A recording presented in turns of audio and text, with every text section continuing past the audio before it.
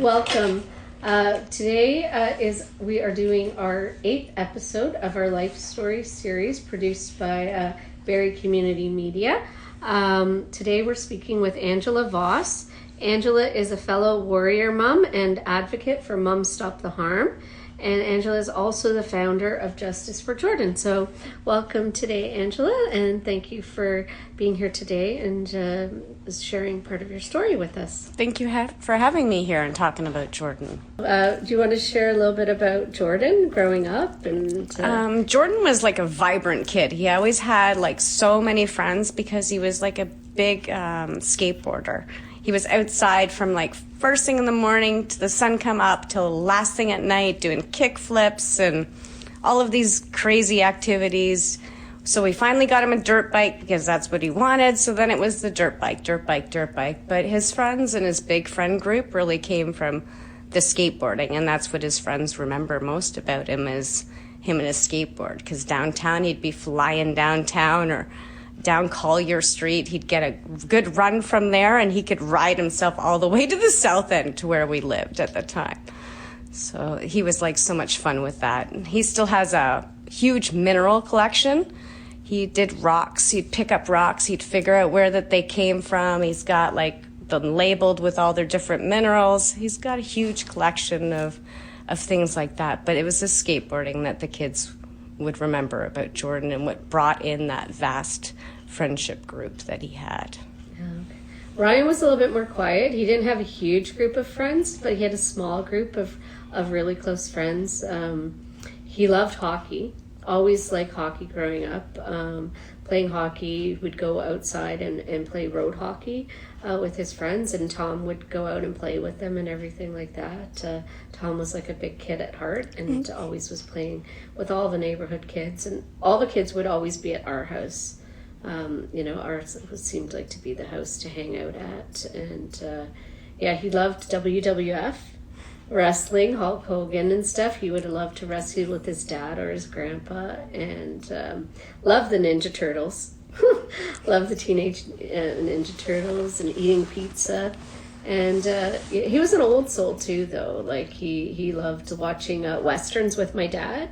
He would sit down and watch the old western movies with my dad and listen to old classic country like Johnny Cash and Kenny Rogers. And Ryan and me used to line dance in the living room together, and we would have karaoke nights, like family karaoke nights every Friday night with pizza, and we used to do our country music duets together. And he loved to perform for his family. He was a magician. He would do magic shows for us all the time. I would sing songs like Jordan's mom has got it going on, and he gets so mad at me. Yeah. It's so funny. Ryan loved animals his whole life. He thought he was going to be a vet until he got to junior high when you have to dissect the frog, and he couldn't bring himself to do it. And that's kind of when his goals changed, because he was an avid reader and writer. And so then he actually went to school for journalism. But after a year, realized that wasn't for him because he couldn't just stick to the facts. He was more of a creative. His imagination would wander, and he wanted to add to the stories, and So he got his degree in Celtic studies because he was so proud of his heritage and wanted to learn all he could about that, and got his master's in information and library science because he was such a bookworm and an avid reader, and he really believed in freedom of information and freedom of access to information for people, and that was huge for him. That was a big one for Jordan, too. He was always talking about freedom of information, and because he had done time in jail, the segregations, the only advocacy that Jordan was really on was about the segregations and stuff like that. And he was one of the people that was on that lawsuit previous to him passing away that's still ongoing. Mm-hmm. They haven't fully finished that lawsuit, though I believe some people have been paid out for those segregations. That was the only thing Jordan ever advocated on. He said that he realized that in Canada we don't really always treat people all that nice, and that we could do better for people. And that was before his time in segregation. Yeah. So, and then when he'd done time in segregation, he was like, Mom, I was advocating for the right thing. This is terrible how people are treated. And yeah, it's amazing, right? Like how they know, right? Like, yeah. And Ryan was like that, like always advocating for, like important human rights issues and stuff like that, right? And like how people, had a right to, have information and, that people should be treated. Jordan was doing college for gas fitter, but he wanted to do a gas fitter's license because he wanted to be able to travel around and work. He's like, I can't just sit in one place. He's like, I don't know how people do that every day. So I was like, well, you need a traveling job then, like Glenn has, because you need to keep things obviously busy for you. And he was like, yeah, okay, but I'm not going to be like a welder like Glenn because he works extremely hard and I don't want to work so hard. That's funny. Yeah, so he wanted to do a gas fitter because he figured he wouldn't have to work so hard. What a sin. Well, he wanted to have balance in his He life, wanted balance. Right? Well, he wanted the snowboarding. Yeah. If he's working out there, he could still and check out every skate park on his way. Well, he had it all planned out. If I'm working here, I got all the skate parks and I've got all the BMX tracks and things like that. He only cared about his sports, his snowboarding, his skateboarding. I mean, really everything else was just to fit in with society. Yeah. Yeah, Ryan was more of an arts guy. So he did do hockey, but then once he picked up the guitar for the first time, that's where he concentrated on his music. And he loved playing guitar. He was a lifelong learner. He self-taught himself so many, instruments and stuff like that. He played the harp, he played the Irish flute and, violin and, I admire people that can play. And just even read music. Like, I just... And he used to write and lyrics and stuff like that. And, just a writer and calligraphy. He used to write me letters in calligraphy and stuff like that, but he would write them in like Gaelic and stuff like that. And those I treasure those letters that he wrote for me. Yeah, I still have all my letters like that too. That's awesome. Yeah.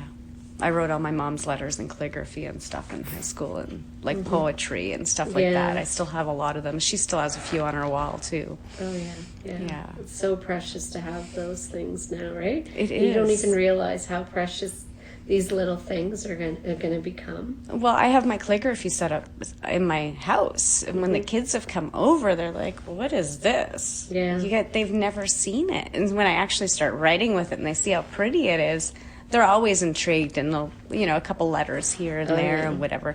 The attention span of the kids today is not what it was when I was a kid. I'd spend the days learning it, but they come in and do a half an hour, and then they're finished with it. But I've got Jordan's name a couple of times where he was practicing writing his name beautifully. Oh, that's amazing. So I've framed those in the photo album now.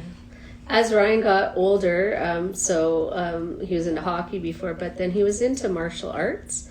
When he got older, and he studied martial arts, and he actually, I remember he did self-defense classes with me and his sister in the living room because he felt we should know how to take care of ourselves if we ever encountered, a bad situation when we were out alone. And I remember one summer he did ninja school in the backyard for his nieces and nephews, and he was teaching them all these ninja moves and everything.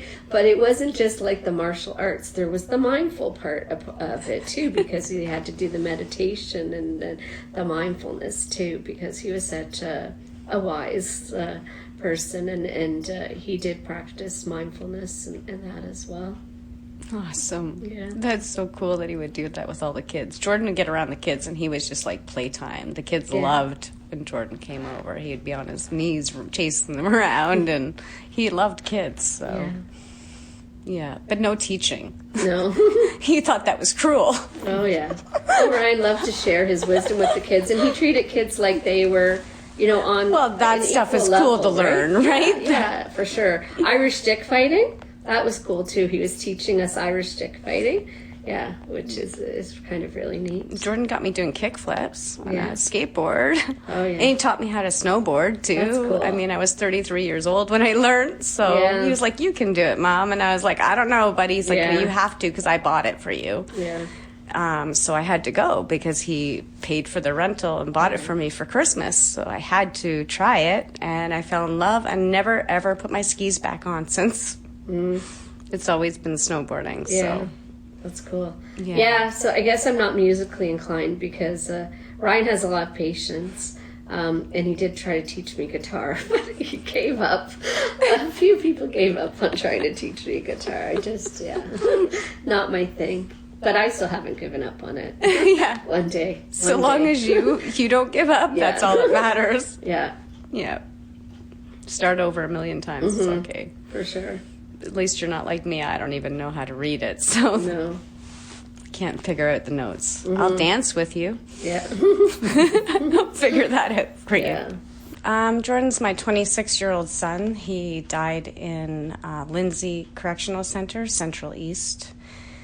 His death was quite horrific, but even before his death, the leading up to what had happened to Jordan was quite traumatic for our family for about a year and a half. But his ending event, we actually asked for help. That's why we put Jordan to where he was and never got to see him again. Before all this, Jordan was like a vibrant, smart, intelligent young boy that was just manipulated by the wrong people and the wrong crowds on a regular basis. We'd pull him back and he would do really well with us for a while, but then, something would just pull him back into that world. And he just kept saying, Mom, there are demons in my brain. I just can't get rid of that. He said, throw away your cigarettes and see how long you go. And I'd try that, and I'd be like, yeah, it's hard. I understand addiction. I understand those things. Just cigarettes aren't going to kill me, right? And what you're doing is going to kill you and hurt other people. And he would try and try and try, and so many times he had quit and then relapse. It was just a horrible experience for us. But he was a great kid, fun and loving, and I'm going to be with my mom and, crazy things that he would do. And we had a really good relationship. Fun. Yeah. It's hard to be without him. It is hard because he was my sunshine. You know what I mean? You crazy mom, mess up my hair. And I'd be like, oh, no, Jordan, don't mess up my hair. But God, please mess up my hair now. You know what I mean? I really miss his craziness. He's bouncing around all the time. The energy, the vibrance, the love.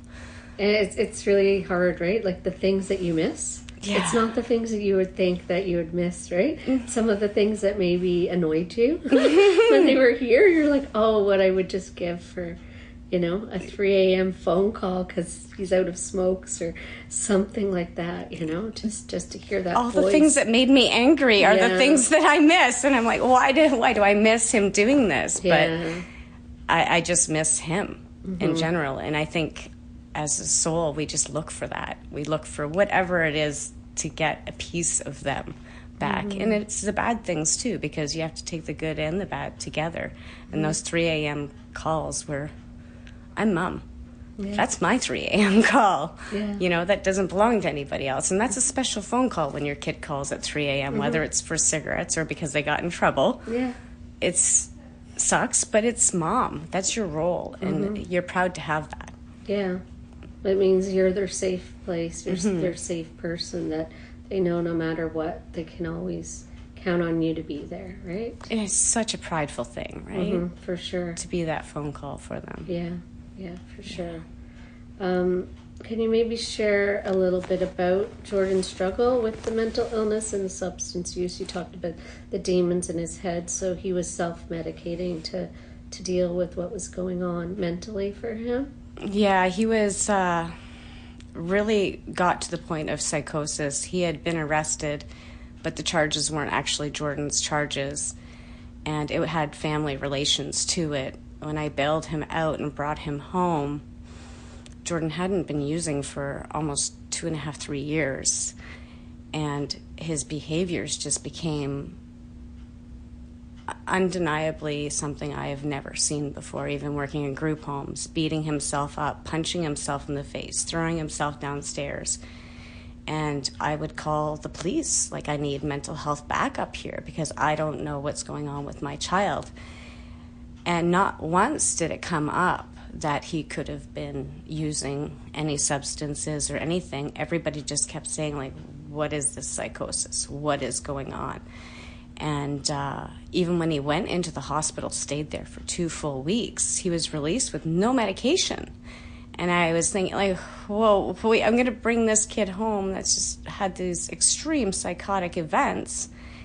He has no meds. They won't tell me anything. And by the end of the weekend, Jordan had overdosed. I found him dead at 4 o'clock in the morning and revived him. One of my bigger nightmares is smashing his ribs. I put a book under, I couldn't get him off the bed because he had a big room and there was just no space. And I remember trying to pull him off the bed and I just couldn't. I couldn't get the strength to get him out of this sunk hole that he had himself in. And I picked up his shoulder and threw a book underneath and just started doing compressions. And I remember smashing his ribs and thinking, oh my God, like, am I going to kill him trying to revive him? And screaming to my husband, and my husband's, what are you doing? I was like, this is the only way to get him to come back. And then the paramedics came in and said, well, you saved his life. You got his heart going. And they lost him again on the way to the hospital. He died for another 20 minutes. When I got to the hospital, they put me in a little room and locked me in there. And it was like, I've been in the medical field. I know what this little locked room is all about. And I felt like I wasn't coming out to my son. Mm-hmm. And when I did come out and he was hooked up to all these machines and they were like, well, you know, his chance of living is very, very slim to none. And I just reached up to God and I said, listen, I don't ask for much. Help me today. Help him. Because he doesn't deserve any of what he suffered. And I sat with him in the ICU unit, and I talked to the doctor who had a really bad stigma already, and I said he had cardiac arrest, and he said opioids. And I looked at him and I was like, what, are you freaking crazy? Are you labeling us? I was so mad because to my knowledge, there was none of this. I didn't know what was going on with my child. I didn't know why I was facing this terrible stigma when I was in the ICU unit. I left that night because I was erratic. I didn't think I could control my behavior. So I left that night and I left my dad and Jordan's father with him. And I came home and I went through the house and looked for things because he said opioids. I'm looking for things. I'm like, this man is crazy. Like, he's saying opioids. There's nothing in this room. There's no pills in my home. I was ripping things apart, just unbelievably, but couldn't find nothing. The next morning I went into the hospital and stayed with Jordan for the next 3.5 months. I only left for a shower and went through all the protocol with the family all coming there because they thought he had a heart attack and everybody would visit him. But then the evidence came out that it was fentanyl. And everyone stopped visiting, stopped calling, stopped checking on us. And then I realized the stigma that I was dealing with. But you know what? There was a doctor there, Dr. Chris, I believe his name was, and he came on duty, and he was the one who told me about the fentanyl and said, no, listen, this lady needs a bed. We're treating her like crap, and this isn't her fault. So he gave me a bed, and the nurses really started treating me good, and they were still really with the stigma with Jordan, but they didn't have to do anything for Jordan. I took over all of his care, showers, absolutely everything. His pills, his meds, they would just kind of drop things off to me and let me know when my time was that I could use the showers. I brought him home, and we thought he was going to do great. We asked him about addictions and all that kind of stuff. Mom, you're crazy after everything I just went through. Why would I need something like that? He says, it doesn't even cross my mind anymore. And I thought, well, we're clear. We're good. We're not going to have to worry about this again. And I mean, that's a naive way for me to think in a lot of ways because I know better. My mom was an alcoholic. I suffered with alcoholism through my whole life with family members. I know that that's not real. And when something bad happens, you should really watch out for these people that have had these problems. And when Nicky died, his girlfriend, or his ex-girlfriend at the time, he suffered. He stayed in bed for almost 6 days, bawling his eyes out, only got up for the funeral. And then these behaviors started again. He started beating himself, throwing him down the stairs, like just head-to-toe bruises, unbelievable behaviors. He'd leave the house, he'd come back. He did some crazy things. He even brought a gun into our house. And I mean, it wasn't a functioning gun, but it was still an intimidation factor. We forgave him, made sure he turned it in. We've done so many things with him to try to get him to the point of recognizing that he needed recovery. And he would recover again. And then a friend would die. And then he'd go through another cycle. And then another person would die, and another cycle. And the last going off with his cycle was his girlfriend had broken up with him. And he thought Lindsay was the best thing in the world that ever happened to him. And God had given him Lindsay because he had taken Nicky away. And when they broke up, it just destroyed his world again. And he went through this whole psychosis thing again of beating himself and abusing himself. And there was just no help for him. There was no place. Did he get any help, like follow-up help when he got out of the hospital? He refused most of everything except for the last little bit of like speech therapy, occupational therapies, all that kind of stuff. He was really determined to get his life back because he wasn't speaking well. He had to learn how to walk again. He had to learn how to talk and eat and all that kind of stuff. So he kept up with those appointments, but the second that they found out Jordan was using, even the services from addictions, all of them were canceled for him. Everything was just immediately shut down. He was no longer a part of their system. So he got no more services. And I did fight for about 6 months for it, but then after I realized, you know what, fighting for services and then him relapsing and then fighting for service and then him relapsing is just going to be an ongoing cycle until I could get him on a straight playing field. Mm-hmm. Which is such a challenge when, you know, it's all around, right? Like it's everywhere. Exactly. For him to stay away from it and facing those losses. And we did the methadone treatment and we did the Suboxone treatment. I mean, I lived in Springwater and I drive every single day to Aurelia to get his Suboxone treatments. And, you know, and then he would miss one and then there would be seizures at home because he had missed his pill and, you know, and then he'd relapse and all these different things just kept happening. It was literally 1.5 years of hell. When I look back, I'm like, how did we even survive as a family to get through what we did? Yeah, it's amazing what we get through, right? When you look back and think, but you're in survival mode at the time, right? You're in survival mode for your child, trying to keep your child alive, and you don't even realize what you're doing and how much of your life it consumes. Every 20 minutes, sleeping or not, I would be up and checking on him. Does he have vitals? I get friends at the door. I'd be like, okay, it's been 50. Just give me a minute. I got to go check on my son. I haven't heard from him for a while. Run upstairs. He'd be dead on the ground, and I'm reviving him again. Like, I remember him having his friend over, and he had wanted to see this lady, Liz. It's his best friend's mom, and she used to visit him quite a lot in the hospital and stuff. He was so excited to see her. She arrives, we get her set down her bags and everything. I'm like, Jordan didn't come down. It's weird. Like, he's excited to see you. Just give me a minute, okay? And then they hear me screaming out the window, call 911. He's down again. You know, and all the neighbors come then because I screamed it out the window. And then, of course, the entire neighborhood knew. And then we had to sell our house and everything because I couldn't even walk out of my house without doing this, without the scowls, without somebody giving me a dirty look or somebody saying something. I couldn't be there anymore. I just felt like all eyes were on me the second I left my house. Yeah. So it's like I always say that mental illness and substance use, it's not a casserole illness.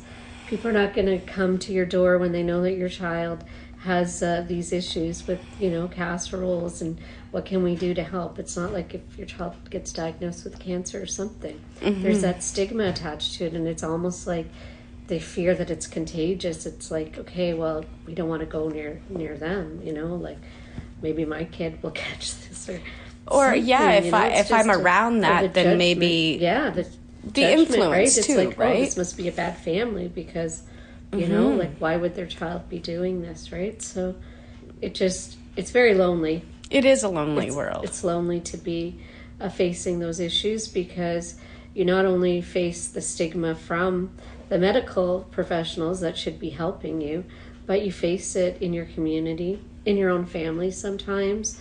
There's that judgment, right? And it comes down to lack of education, lack of, awareness, right? Like at first I wanted to dig my ignorance. head in the ground. I wanted to be an ostrich. Honest to God, I pray to God, just let me put my head in the ground for a little while just to get away from the shame. I'm not ashamed anymore.